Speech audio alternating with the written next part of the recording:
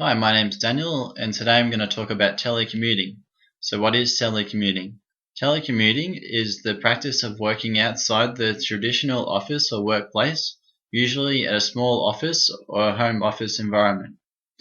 Telecommuting poses many challenges to organizations. For telecommuting to work, it will require the right staff and the right processes put into place. Managing telecommuters could be a daunting task for some IT managers. Having to manage staff in the workplace as well as the telecommuters can be a big challenge. Some advantages for the IT managers are telecommuters are generally more productive than their workplace counterparts, making the job of IT managers less stressful. There is a decrease in staff turnover, meaning IT managers can have a more consistent team of staff members. The communication between manager and employee can be more effective than those in the workplace. This is highly dependent on how well organized the telecommuting program is in the organization. And IT managers can hire from a larger pool of talent, possibly choosing to hire someone who lives outside the country. And it forces the IT manager to be very specific when giving direction. The telecommuter will need to know all the details, as they cannot just walk to their IT manager and ask a question. So some disadvantages for IT managers and managing telecommuters are: the IT manager may be responsible for setting the employee up for the telecommuting, which could be very costly to their business, time consuming, and require the IT manager to train or organize training for the employee. The productivity of the telecommuter may be difficult to monitor than if they were in the workplace. Generally speaking, the results have to be measured to be able to identify the telecommuter is working at the desired level. If technical issues arise, the telecommuter may not be able to contact the IT manager and vice versa.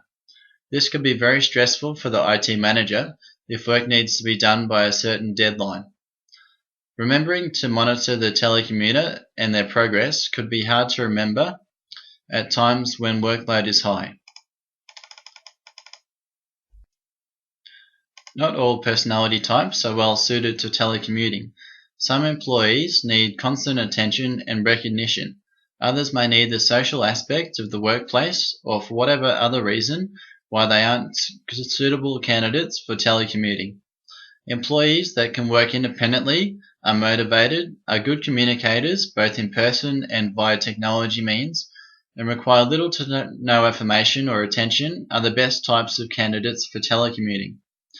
Telecommuting isn't for all organizations. Many organizations offer telecommuting as an option, but are not strongly encouraging it. There are many reasons as to why an organization may not particularly want their staff to telecommute. Some reasons could include: it can be quite costly for the organization to have to set up the individual to be able to work remotely. Hardware, software, patches, and other items need to have the employee work from home can be quite costly. There are many security issues which will need to be addressed before allowing employees to telecommute. Particular hardware may need to be purchased so that it allows encryption. It can make the IT manager's job a lot harder and more stressful, as they have to manage employees at the workplace and outside the workplace. The employee member may need additional training, which may come from another employee or from an external source, costing the organization more expenses. In the book Flexible and Virtual Working, written by Steve Shipside, discusses the 10 steps for making telecommuting work. Step 1 is analysis. The organization needs to analyze the work to see whether or not it can actually be completed remotely. Also, the company's employees need to be analyzed to see whether or not they would be good candidates for telecommuting work. Step 2 is consulting with staff. It's important for leaders looking to introduce telecommuting to consult with staff beforehand to see whether they like the idea of telecommuting. Some staff may be totally against it, whilst others may love the idea, and some staff may like a mixture of telecommuting and working in their office place. Step 3 is consulting with the IT department. IT workers will be expected to implement the technology so that the staff members can work remotely. If something goes wrong with the technology, they may be responsible to go to the telecommuter's location and fix their technical issues. The IT workers will most likely be responsible for setting up the telecommuter with the technology they need. Step 4 is establishing the support group. A support group for the telecommuter needs to be established. If the telecommuter is a part of the IT department, it would most likely be the IT manager and other staff members would be able to assist when necessary. Groupware could be used as a good way to communicate with the instant messaging being sent to and from the office. Also, wikis could be used and set up so that information and frequently asked questions can be seen and reviewed. Step 5 is to manage the managers. Most managers would prefer to deal with their employees in person. Managers need to find ways to adapt to managing individuals that they cannot freely see. They may need to do additional training themselves to deal with telecommuters. Managing a telecommuter can be a major challenge. Step 6 is to work to realize the benefits. This step is about committing totally to telecommuting and possibly changing the structure of the building to a smaller building to save on costs. Step 7 is about measuring the results. The telecommuter's work needs to be able to be measurable to ensure that the work is being completed and to a satisfactory level. Feedback mechanisms also need to be in place in order to give positive or negative feedback to the employee. Step 8 is maintain communications. Communication is one of the main challenges of telecommuting. Methods of communication need to be established before any remote work is started.